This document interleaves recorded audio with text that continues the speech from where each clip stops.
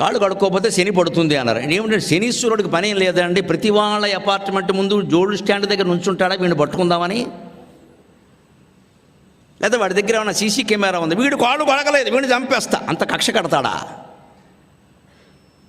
కాళ్ళు కడకపోతే శని పట్టుకుంటుందంటే అర్థం ఏమిటమ్మా? కరోనా కాలంలో అర్థం కాల, బయట తిరిగి వచ్చాం, రకరకాల క్రిములు కీటకాలు అడ్డమైనవన్నీ తొక్కుతాం బయట. ఇప్పుడంటే ఇంకా చెప్పులు ఉన్నాయి, అప్పుడు చెప్పులు కూడా లేవుగా, అలాగే నడిచేవారుగా. అవన్నీ మన కాళ్ళకు అంటుకుంటాయి. ఆ కాళ్ళతోనే ఇంట్లోకి వస్తావు, ఆ కాళ్ళతోనే అన్నం తింటావు, ఆ కాళ్ళతోనే పడుకుంటావు. మరి అనారోగ్యం రాదా? శని పట్టుకోవడం అంటే అర్థం అది. ఇది చెప్పండి, పిల్లలు కడుక్కుంటారు ఖచ్చితంగా.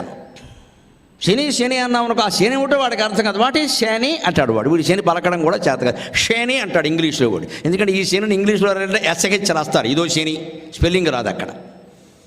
ఇంగ్లీష్లో శేషాసాలు 3 లేవు, మన కర్మ ఒకటే ఉంది అక్కడ. ఇటే శని, వాటి శని అంటాడు వీడికి. శని